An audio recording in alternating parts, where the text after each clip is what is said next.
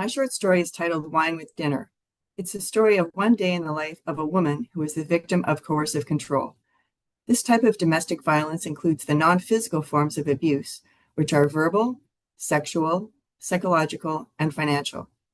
So even though he is not present, the woman goes through her day under the control of her abusive husband. I'll be reading a section towards the end of the story. At 2:55, I walk over to the bus stop to greet the kids.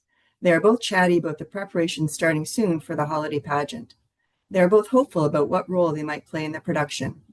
Along the way, we stop at the community mailbox to pick up our mail. In the kitchen, I cut up carrots and cucumbers and put them on the table. While the kids eat their snack, I pile the mail on the back counter the way my husband Tim likes it. Small envelopes on top, larger ones at the bottom. Lizzie, don't forget you have brownies today. I know, Mom. We are working on our fire brigade badge. A real firefighter is coming to the meeting today. She's excited. Wow, that sounds amazing, says Liam. It really does, I chime in. I can't wait to hear all about it when you get back.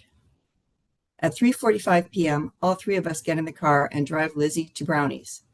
20 minutes later, Liam and I are back at home. He works on a math worksheet.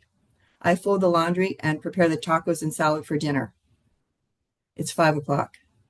How's the homework going? I ask Liam. Good, I'm almost finished. Okay, we have to leave in 10 minutes to pick up Lizzie. At 5:25 p.m., Liam and I see Lizzie socializing with her friends. Come on, Lizzie, let's go, I say. She dawdles while putting on her coat and chatting. I check the time. My heart rate picks up. Let's go, Lizzie, I say in an agitated voice. Dad will be home from work soon. I'm coming, Mom, she says. At home, I tell the kids to put their coats away. They take their school bags to their rooms. 15 minutes. Tim will be back soon. Dinner is ready. The table is set. The kids are playing quietly in their rooms. I suddenly realize I forgot to organize the fridge the way Tim likes it. The yogurt he likes must be at the front of the fridge.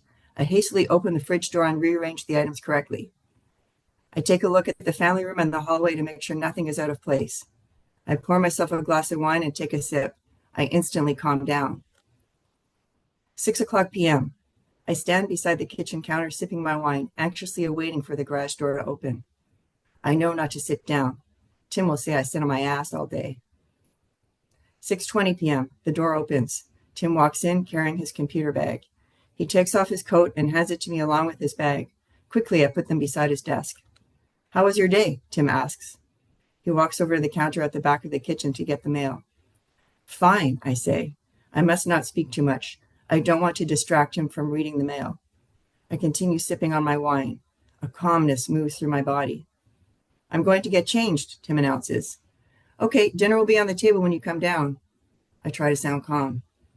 I'm anxious about dinner. Will Tim complain? His behavior is unpredictable. I pour myself another glass of wine. At 6:30, Tim and the kids come down for dinner. I serve everyone and sit down to eat. The forks are tapping on the plates. Tim isn't chatting tonight. To break the silence, I mention a firefighter came to Lizzie's brownie meeting. He taught us what to do when we hear the smoke detector, Lizzie says excitedly. He even turned one on for us. It was so loud. That sounds fun, Tim says without looking up. He's not interested. Lizzie doesn't say anything else. We finish dinner at 7 o'clock. Tim heads to the family room to watch TV. Lizzie goes to her bedroom to do homework. Liam plays with the trays on the kitchen floor, and I clean up the dishes. By 7:35, the kitchen is clean. Liam and I go upstairs so he can get ready for bed. What the hell is wrong with this TV? Yells Tim. I run downstairs, taking 2 steps at a time. What's wrong? I ask. I can't get Netflix on the screen, Tim says in an agitated tone. Push the red button, I reply nervously. I tried that and it didn't work. Tim shoves the remote towards me. I fiddle with the remote and get Netflix show on the screen. Tim calms down and I wait a minute to ensure there are no further issues. I return to Liam's room and read him a bedtime story. I tuck him into bed and check on Lizzie. She has finished her homework and is getting ready for bed. I kiss her goodnight and then join Tim in the family room.